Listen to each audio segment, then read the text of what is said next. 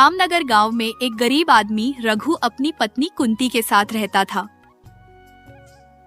उसके पास ना ही अच्छा घर था और ना ही खेत था, इसीलिए वह बेचारा जंगलों में लकड़ियां काटता था और उन्हें बेचकर उसे जो भी थोड़े बहुत पैसे मिलते थे उसी से वह अपने घर का खर्च निकालता था। कुंती में जा रहा हूँ लकड़ियां काटने के लिए, क्योंकि आज ठेकेदार ने कहा था कि लकड़ियां कम खरीदी जाएंगी, इसीलिए आज जल्दी लकड़ियां पहुंचानी होगी। देखो, चाहे जल्दी जाओ या देर में, लेकिन आज मुझे 200 रुपए देकर जाओ, क्योंकि मुझे घर के लिए हल्दी और मिर्च खरीदने हैं। इसलिए तुम मुझे पहले 200 रुपए दो, उसके बाद जाओ। अरे कुंती, कल ही तो मैं तुम्हें 200 रुपए दिए थे और कल भी तुमने यही कहा था कि हल्दी मिर्च खरीदने हैं, लेकिन वही बात आज तुम फिर से कह रही हो। आखिर तुम क्या चाह रही हो कुंती? देखो, मुझे इससे मतलब नहीं है कि तुमने मुझे कितने रुपए दिए थे मुझे। बस इससे मतलब है कि तुम मुझे आज फिर से रुपए दो। बस मुझे पैसे चाहिए तो चाहिए। कुंती बहुत ही ज्यादा खर्च करने वाली औरत थी।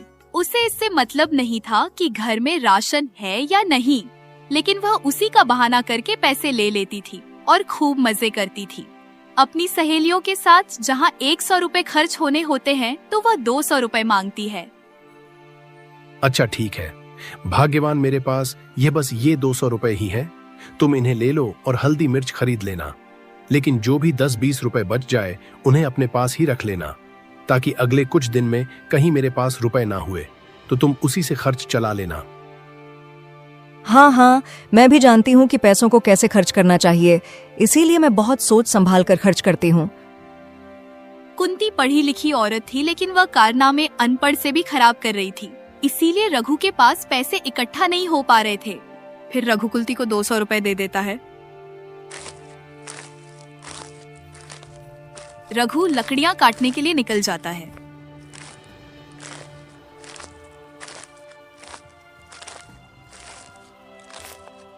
रास्ते में उसे उसका दोस्त बिरजू मिलता है। बिरजू रघु से कहता है, अरे भाई रघु, क्या लकड़ियां काटने के लिए जा रहे हो? हाँ भाई बिरजू, मैं लकड़ियां ही काटने के लिए जा रहा हूँ। क्यों, आज क्या तुम्हें थोड़ी लकड़ियां चाहिए हैं? अगर तुम्हें लकड़ियों की जरूरत हो तो बता दो, मैं तुम्हारे लिए भी लकड़ियां काट दूंगा। हाँ भाई रघु, आज मुझे थोड़ी लकड़ियां चाहिए है तो तुम मुझे दे देना, और जितने पैसे बने अपने उतने पैसे मुझसे ले लेना। ठीक है भाई बिरजू, शाम को मैं तुम्हें भी थोड़ी लकड़ियां दे दूंगा। अब मैं चलता हूँ, क्योंकि जंगल दूर है और उसे जंगल में कोई लकड़ियां काटते हुए मिल जाता है तो उस पर कर्ज पड़ता है, इसीलिए बड़ी मुश्किल से जैसे तैसे करके मैं लकड़ियां काट पाता हूँ और इसके अलावा मेरे पास कोई काम भी नहीं है। फिर रघु जंगल की ओर निकल पड़ता है।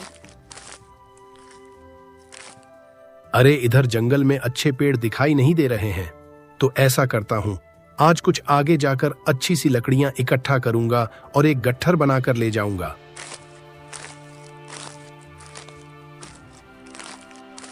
वह जंगल में एक पेड़ देखा है, उसे वह पेड़ अच्छा लगता है।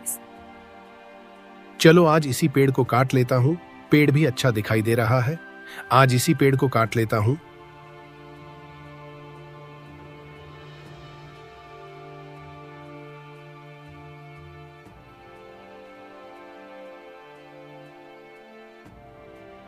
अब तो एक अच्छा सा गट्ठर तैयार हो गया है। अब इस गट्ठर को ठेकेदार के पास बेच दूंगा, तुम मुझे अच्छे खासे पैसे मिल जाएंगे। रघु ऐसा सोच ही रहा था, अभी वहाँ एक हट्टा कट्टा आदमी आता है और वह रघु के पास रखी लकड़ियों को देखकर रघु से कहता है, अरे ओ भाई, तुम कौन हो और तुमने इस जंगल से लकड़ियां क्यों काटी हैं? क्या तुमने किसी से इजाजत ली है या फिर ऐसे ही जंगल में आ गए हो? अरे भाई, मैं तो अपने आप इस जंगल में आया हूँ और मैंने किसी से इजाजत नहीं ली है, लेकिन यह तो एक जंगल है कि इसमें इजाजत की क्या जरूरत है? अरे नहीं, ऐसा कुछ नहीं है। इस जंगल में जो भी लकड़ियां काटते हुए पकड़ा जाता है तो उसे पर जुर्माना होता है, और अब तुम भी जुर्माने के हकदार हो। और अब तुम चलो मेरे मालिक के पास, वह तुमसे कितने का जुर्माना मांगेंगे वह तो वही जानते हैं। अरे भाई, मेरे पास पैसे नहीं हैं, और मैं जुर्माना कहां से दे पाऊंगा? एक लकड़हारा हूं भाई, और आप मुझे अपने मालिक के पास मत ले चलो। बेशक आप मुझे यहां कोई भी सजा दे दो, मैं हर सजा भुगतने के लिए तैयार हूं। चाहे फिर वह सजा मौत ही क्यों ना हो, मैं उसे भी खुशी खुशी स्वीकार करूंगा। इतना कहते कहते रघु की आंखों से आंसू निकल आते हैं। अरे भाई, तुम चंद पैसों के लिए अपनी जान तक देने के लिए तैयार हो, और अब तो तुम्हारी आंखें साफ बयां कर रही हैं कि तुम कोई बड़ी मुसीबत में हो और तुम बहुत गरीब हो। बताओ भाई, अपनी सारी परेशानी मुझे बताओ, देखता हूं कि तुम्हारी क्या परेशानी है। हाँ भाई, मेरी पत्नी है जो मेरा जीना हराम करके रखी है। वह रोज मेरे से पैसे मांगती है अपने ख्वाब पूरे करने के लिए, लेकिन मैं एक गरीब लकड़हारा हूं, तो इतना पैसा कहां से ले आऊंगा, और इसीलिए मैं वह सजा स्वीकार कर रहा था। ओह अच्छा भाई, तुम तो बहुत बड़ी मुसीबत में हो, क्योंकि अगर तुमने अपनी पत्नी के ख्वाब पूरे नहीं किया तो वह तुम्हें छोड़कर जा सकती है, या फिर तुम्हारा कत्ल करके तुम्हें ड्रम में डाल सकती है। भाई, आज तक मैं किसी की मदद नहीं की है, लेकिन आज मैं तुम्हारी मदद करने से पीछे नहीं हटूंगा। लेकिन मैं तुम्हारी थोड़ी ही मदद कर सकता हूं। देखो, तुम इस जंगल से चुपचाप एक पेड़ काट कर ले जाया करोगे, और मैं तुमसे कुछ नहीं कहूंगा। आगे जो होगा मैं देख लूंगा। ठीक है भाई, आपका बहुत बहुत धन्यवाद, जो आपने मेरी परेशानी को समझा, और ऐसा आदमी मिल पाना मुश्किल ही नहीं बल्कि नामुमकिन है। इसीलिए भाई, हाथ जोड़कर आपका बहुत बहुत धन्यवाद। रघु को मालूम था कि एक पेड़ को काटने से उसका घर नहीं चल पाएगा, लेकिन फिर भी जब अगले आदमी ने उसकी मदद की तो इस खुशी में वह भी घुल जाता है और हाँ कर देता है।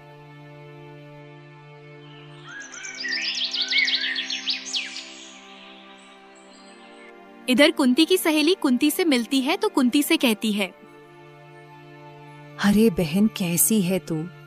और बहुत दिनों के बाद मिल रही है, और तू मुझे बहुत परेशान दिखाई दे रही है। आखिर क्या बात है? अब क्या बताओ बहन। अरे तेरी जिंदगी तो बहुत अच्छी है, तुझे तो एक अमीर पति मिल गया, लेकिन मुझे एक गरीब लकड़हारा पति मिला है जो मुश्किल से मुझे एक दिन में 200 रुपए दे पाता है, और इतने रुपए से मैं क्या खरीद पाऊंगी? और मैं तो रही पढ़ी लिखी, लेकिन वह अनपढ़ गवार है। अगर मुझे कहीं नौकरी मिल जाए तो मैं नौकरी जरूर कर लूंगी। ओह, तो ऐसी बात है कि तेरा पति तेरे शौक तक पूरे नहीं कर पा रहा है? नहीं तो बहुत गलत बात है।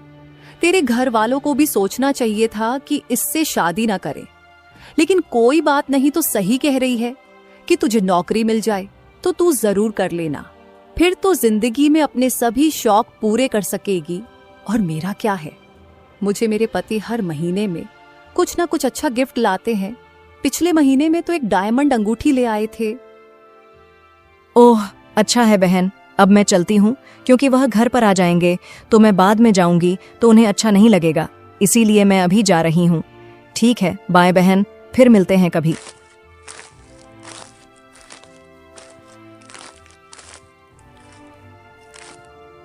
इधर रघु लकड़ियां लेकर ठेकेदार के पास जाता है और ठेकेदार से कहता है, ठेकेदार साहब, मैं लकड़ियां ले आया हूं, और आज की लकड़ियां बहुत ज्यादा सूखी और मजबूत हैं। अरे रघु, अच्छी बात है कि तुम बहुत ही सूखी और मजबूत लकड़ियां ले आए हो, लेकिन बुरी बात यह है कि अब आज मैं लकड़ियां नहीं खरीद सकता, क्योंकि मैं कल ही तुमसे कहा था कि लकड़ियां जल्दी ले आना तो खरीदी जाएंगी। तुम उन लकड़ियों को गांव में बेच दो, जाकर शायद तुम्हारी लकड़ियां कोई खरीद ले। ठेकेदार की बात सुनकर रघु एकदम से चौंक जाता है, लेकिन फिर वह कुछ सोचता है तो उसे याद आता है कि गांव के एक आदमी बिरजू ने लकड़ियां मांगी थी। ठीक है ठेकेदार साहब, मैं इन लकड़ियों को बिरजू के पास बेच देता हूं, क्योंकि आज सुबह ही वह मुझसे कह रहा था कि तुम लकड़ियां मुझे दे देना, इसीलिए अब मैं जा रहा हूं बिरजू के पास। ऐसा सोचकर रघु बिरजू के घर को लकड़ियां ले जाने लगता है।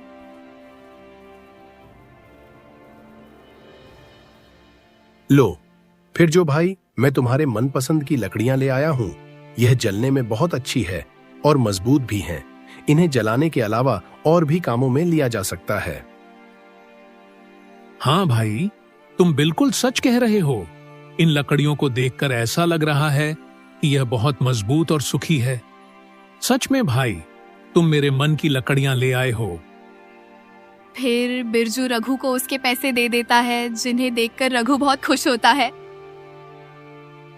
रघु घर आता है तो कुंती रघु से कहती है, अरे जी, आज कितने रुपए की लकड़ियां बेची है, और क्या तुम्हारे पास वह पैसे हैं या किसी को देकर आए हो? नहीं, अब मुझ पर किसी का कर्ज नहीं रह गया है और वह पैसे मेरे पास ही है। लेकिन आज जंगल में मुझे एक आदमी मिला था और उसने सिर्फ मुझ पर दया की और कहा कि एक पेड़ ही काटना, इससे ऊपर काटोगे तो तुम पर जुर्माना पड़ेगा। इसीलिए मुझे कुछ समझ में नहीं आ रहा है कि आप क्या करेंगे। अरे तो क्या है, कोई दूसरा जंगल ढूंढ लेना, कोई जरूरी थी। वही जंगल हो, चिंता मत करो, तुम तो मेहनती हो, कहीं से भी पैसे कमा लोगे। रघु समझ जाता है कि कुंती को उससे कोई मतलब नहीं है कि वह कहां से पैसे लेगा। उसे तो सिर्फ इतना पता है कि रघु मेहनती है और वह पैसे तो लाएगा ही। रघु को बुरा लगता है तो पूरा उदास होकर घर से बाहर निकल जाता है। फिर रघु एक पेड़ के पास जाकर खड़ा हो जाता है और भगवान से कहने लगता है, हे भगवान, तूने मुझे करीब क्यों बनाया है? ना ही मुझे अच्छा घर दिया है और ना ही खेत। तू है कि जन्म का बदला ले रहा है। तभी वहां एक साधु बाबा आते हैं और वह रघु को चिंतित देखकर रघु से कहते हैं, क्या हुआ बेटा? तुम मुझे बहुत उदास दिखाई दे रहे हो बेटा। तुम कोई बड़ी तकलीफ में हो, क्यों? हाँ बाबा, मैं बहुत बड़ी परेशानी में हूँ। अरे बाबा, मेरी पत्नी है जो बहुत ही खर्चा करती है और मैं हूँ एक गरीब लकड़हारा।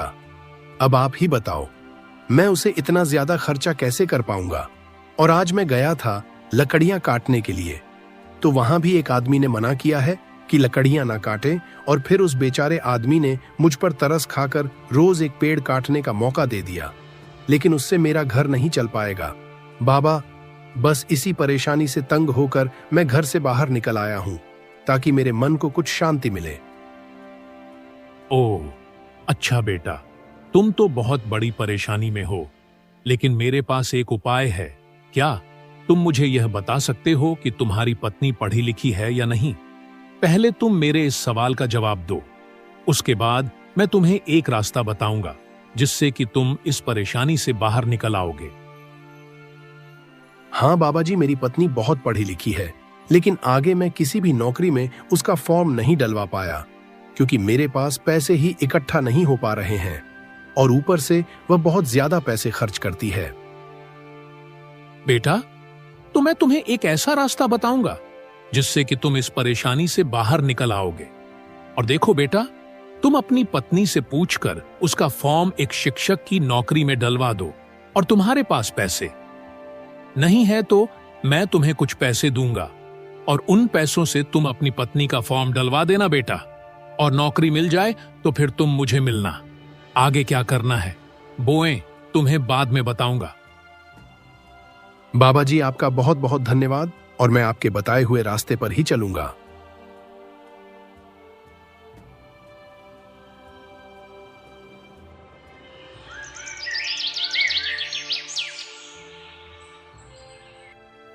रघु घर आता है और अपनी पत्नी को बताता है, अरे कुंती, देखो अब घर में ऐसा कब तक चलेगा कि कभी एक टाइम खाना बनता है और किसी टाइम नहीं बनता है।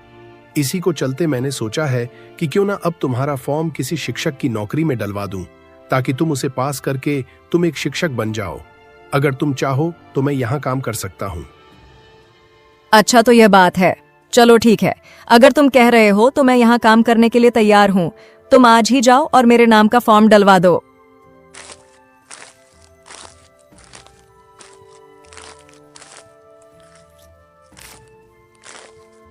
फिर रघु कुंती के नाम का फॉर्म डलवा देता है।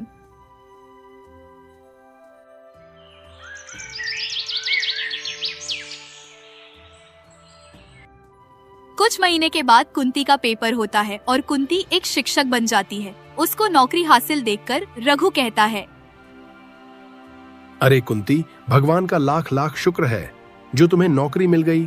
हम लोगों के पास पैसों की कमी नहीं होगी। अब हमारा जीवन सही हो जाएगा।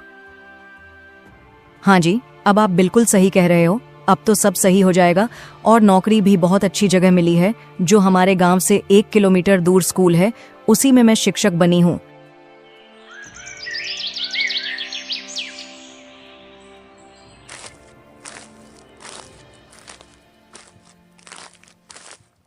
रघु तुरंत उन बाबा के पास जाता है और उनसे कहता है, बाबा जी प्रणाम। और आपके चलते मेरी पत्नी को नौकरी मिल गई है। अब मैं आपसे यह पूछने के लिए आया हूं कि आप कह रहे थे नौकरी मिलने के बाद मुझे मिल लेना, और दूसरा रास्ता क्या था जो आप मुझे बताने वाले थे? ओह, अच्छा है बेटा जो तुम्हारी पत्नी को नौकरी मिल गई है। देखो, कुछ दिन के बाद तुम अपनी पत्नी से सुबह रोज पैसे मांगना और कोई ना कोई बहाना बनाकर ही पैसे लेना। ऐसा तुम कुछ दिनों तक करते रहना, और याद रखना, उन पैसों को तुम खर्च मत करना, बस बहाना बनाकर लेना और चुपचाप अपने पास ही रख लेना। आगे जो होगा वह तुम्हें अपने आप पता चल जाएगा। जी बाबा जी, जैसा आपने कहा है मैं वैसा ही करूंगा। प्रणाम बाबा जी।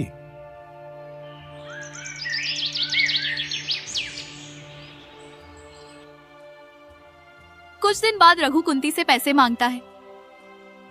अरे कुंती, मुझे 500 रुपए दे दो, मुझे अपने लिए अच्छे से जूते खरीदने हैं, और फिर कुछ दिनों के बाद शादियां आ रही है तो उन्हें में जरूरत पड़ेंगे। ओह, अच्छा, तुम्हें जूते खरीदने हैं तो अलमारी के ऊपर ऊपर रखे हैं, उनमें से तुम 500 रुपए जूते ले लेना। इतना कहकर कुंती स्कूल की तरफ निकल जाती है।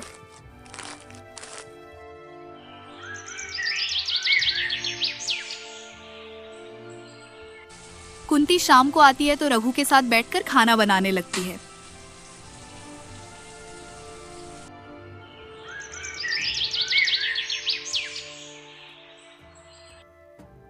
अगले दिन सुबह होते ही रघु फिर से कुंती से पैसे मांगता है। अरे कुंती, तुम मुझे 1000 रुपए दे दो, मैं अपने लिए कपड़े खरीद लूंगा, क्योंकि अभी मेरे पास अच्छे कपड़े नहीं हैं, तो तुम मुझे पैसे दो। अरे, मैं तुम्हें कल ही तो 500 रुपए दिए थे, लेकिन चलो कोई बात नहीं, अलमारी पर फिर से आज कुछ रुपए रखे हैं, उनमें से तुम 1000 रुपए ले लेना और अपने लिए कपड़े खरीद लेना।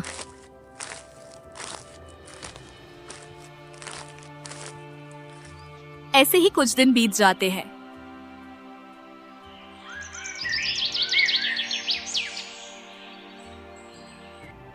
अब देखो, एक दिन कुंती की सहेली फिर से कुंती को मिलती है और कुंती से कहती है, अरे कुंती बहन, क्या हाल है? अब तो तुम्हें अच्छी खासी नौकरी भी मिल गई है, तो तुम्हारी जिंदगी अच्छे से कट रही होगी, और बस ऐसे ही मजे करो। अरे बहन, यह तो सच है कि मुझे एक अच्छी सी नौकरी मिल गई है, लेकिन मेरी जिंदगी अभी अच्छे से नहीं कट रही है। मेरी जिंदगी अभी भी पहले की तरह ही कट रही है। तुम क्या कह रही हो कुंती? आखिर ऐसा कैसे हो सकता है? आप तो तुम्हारे पास बेइंतहा पैसा भी आ रहा है, लेकिन तुम फिर भी कह रही हो कि तुम्हारी जिंदगी अच्छे से नहीं कट रही है। आखिर क्या बात है? अरे, बात कुछ ऐसी है कि मेरे पति अब रोज मेरे से कुछ ना कुछ रुपए जरूर ले लेते हैं और उनसे कुछ अपने लिए सामान खरीद कर लाते हैं, लेकिन हाँ, ऐसा ही चलता रहेगा तो मेरे पास पैसे इकट्ठे ही नहीं हो पाएंगे। लेकिन मैं उनसे कुछ कह भी नहीं सकती हूँ, और अगर ऐसा ही चला रहा तो अगले दिन मैं उनसे जरूर कह दूंगी कि पैसे कम खर्च किया करो। हाँ बहन, तुम जरूर उनसे कह देना कि पैसे कम खर्च किया करो, तो वह कम खर्च करेंगे और फिर तुम्हारे पास पैसे भी ज्यादा हो जाएंगे।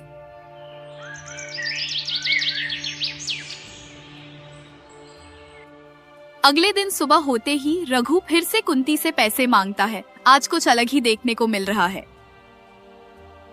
कुंती, मुझे कुछ पैसे दे दो, आज मुझे पैसों की जरूरत है और बस ऐसे ही खर्च करूंगा। कुछ मन है आज? देखो जी, आप कब से ऐसे ही रोज मेरे से पैसे मांग रहे हो, लेकिन मैं आपसे कहना तो नहीं चाहती हूँ, लेकिन कभी कभी आप भी कुछ पैसे कमा लिया करो और उन अपने पैसों से अपने आप का खर्चा निकाला करो। मैं आपको रोज रोज पैसे नहीं दे पाऊंगी, अपनी कमाई भी किया करो। वाह, क्या बात है कुंती, आज तुमने मुंह खोल ही दिया। अरे, अगर यही मैं कह दूं कि तुम अपने पैसों से ही घर चलाओ, मैं अपने पैसे अपने खर्चे के लिए रखूंगा, तो क्या तुम मेरी बात मानोगी? अरे, कुछ दिन पहले की बात याद करो, मैं लकड़ियां काट कर तुम्हारा शौक पूरे किया करता था। लेकिन मैं तो तुमसे कभी नहीं कहा कि तुम इतने पैसे मत खर्च किया करो। और कुंती, अब तुम्हें एहसास हो ही गया है कि अपनी मेहनत के पैसे जब भी फालतू में खर्च होते हैं तो कितना बुरा लगता है। और कुंती, बस तुम्हें एहसास दिलाने के लिए ही मैंने यह सब किया है, क्योंकि मुझे बाबा जी ने यह सब करने के लिए बोला था, पर मैंने किया। कुंती, अगर तुम यही उसे समय समझ जाते हो तो अभी भी मेरे पास बहुत सारे पैसे होते हैं, लेकिन जो तुमने मुझे पैसे दिए हैं मैंने उन्हें खर्च नहीं किया है, वह सब मेरे पास रखे हैं। बस तुम्हें एहसास दिलाने के लिए मैंने यह सब किया, लेकिन अब तुम समझ गई हो। मुझे माफ कर दो जी, मैंने कभी भी आपके पैसों की कदर नहीं की है, लेकिन सच में मुझे एहसास हो गया है कि मेहनत की कमाई वह फालतू में खर्च होती है तो बहुत बुरा लगता है। लेकिन आज से मैं कभी भी वह गलत काम नहीं करूंगी जिससे कि पैसे खराब हों। इस तरह से रघु ने कुंती को मेहनत का एहसास दिलाया